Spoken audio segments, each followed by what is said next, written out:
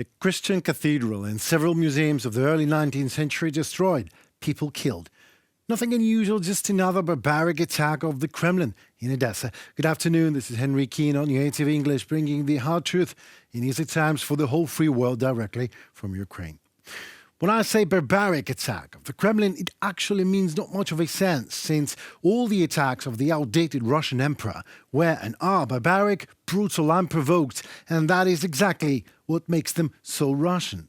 On July 23rd, a Russian missile attack on Odesa destroyed several museums and the Transfiguration Cathedral in the historical center of the city, the death of peaceful Odesa residents, the destruction of property and municipal infrastructure, the terror Odesa and the whole of Ukraine is living in already for 515 days is caused by Russians and their Tsar Vladimir Putin. The attack on the cultural and historical heritage of Ukraine, which is under the UNESCO protection, just by the way, is a regular manifestation of Russian barbarism and the genocidal war unleashed by the Kremlin.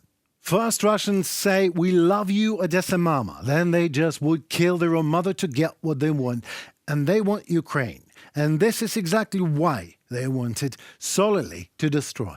Russia showed its true attitude to Ukraine on Odesa's example, you see, on its culture and history. The attack on the cathedral once again confirms what everybody knows.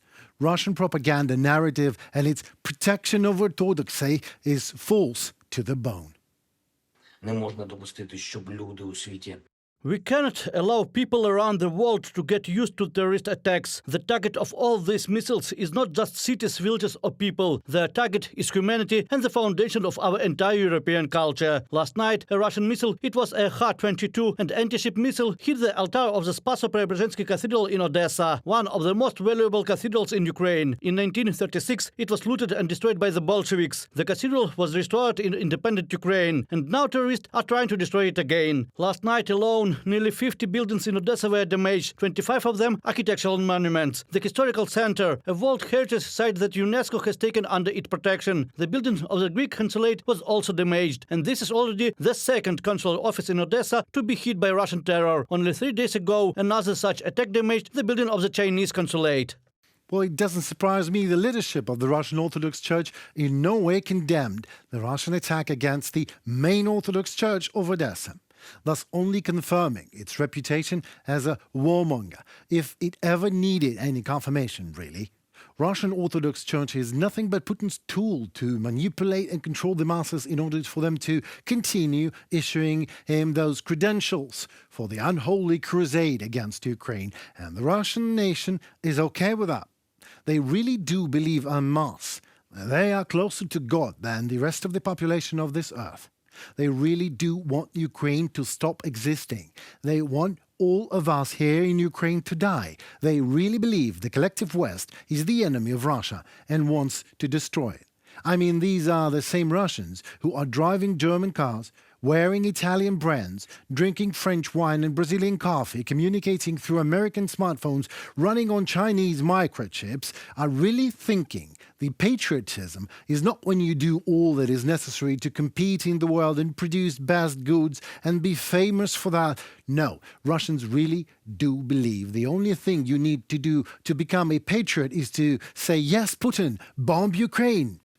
What can I personally add to it?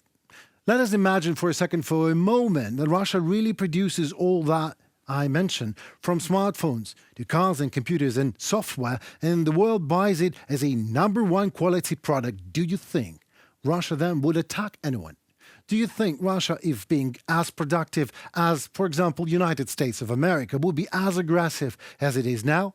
Frankly, I'm sure it will be. And this is exactly why it will never be as productive, and always will be a threat to those who are trying to blackmail the world instead of trading with it. After killing the grain deal, Russian aggressors continue to systematically attack the port infrastructure and granaries of Ukraine. Let's be clear. Russia has zero legitimate reason to suspend its participation in this arrangement.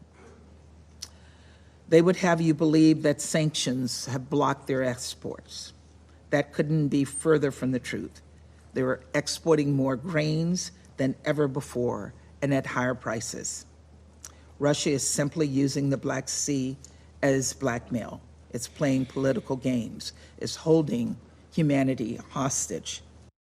I love that Black Sea blackmail thing, but to extend the grain initiative, it is necessary to consolidate international efforts, as well as provide more air defense systems to protect the port and infrastructure. Ukraine will raise the issue of security of the Black Sea navigation at the first meeting of the Ukraine-NATO Council, which will be held on July 26th. Russia is trying to destroy Ukraine's export capabilities, obviously to provoke a food crisis by blackmailing the world with famine. It is not easy to be a good guy when a thug invades your home. You are forced to continue to stick by the rules while your opponent just ignores them. Ukraine follows through with its commitments and is ready to continue providing food to countries in need, despite Russia's full-scale war against Ukraine. After killing the deal, Russia says it will also sink any ship it wants, as all of them are now considered military vessels for Russia. Well, I could have been giving you more figures and information to keep you posted on why exactly this approach is dead wrong, but I'll shortcut the whole thing. I think this is exactly that less is more case. The hard truth in easy wartime terms is, in return to Russian blackmail, the Black Sea Fleet and other armed formations of Russian Federation that attack Ukrainian ports are considered legitimate priority targets for Ukrainian defense forces, as well as all the Russian marine vessels that enter the Black Sea port on the occupied territories and/or water area. In easy terms, it is an eye for an eye in the Black Sea from now on. During a meeting with Russian dictator Putin in St. Petersburg on July 23rd, dictator Lukashenko of Belarus hinted at the possibility of using Wagner PMC mercenaries against NATO's member Poland and the west of Ukraine. Let me quote the dictator Lukashenko. "Maybe I shouldn't say it, but I will. We are starting to get stressed out by the Wagnerites. They're asking to go west. Let us go, they ask, and I'm telling them, why do you need to go to the west? Well, you go a trip for Warsaw and Rzeszów, they say." End of the quote. Lukashenko's threats are nothing, of course, but the evidence of two dictators' inability to cope with Ukraine's receiving more and more Western military assistance through Poland.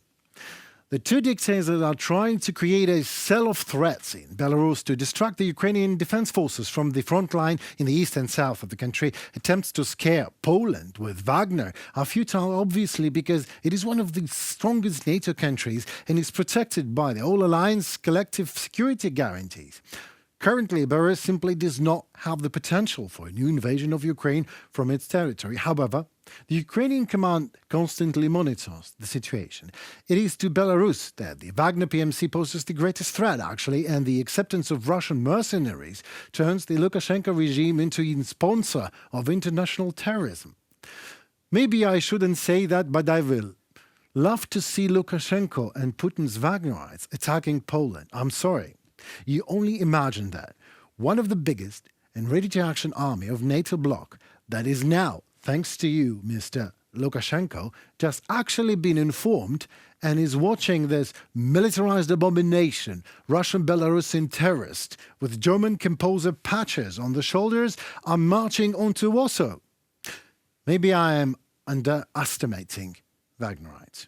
Maybe it really would be quite a difficult time for NATO and Poland. All this 30 seconds. It was Henry Keane on UATV English, hoping to give you the hard truth in easy enough terms on our daily wrap-up today. Comment, like and subscribe. Let us know your thoughts in the comments below. Your opinion, a lot to us. Stay safe and tune for more tomorrow. See you soon.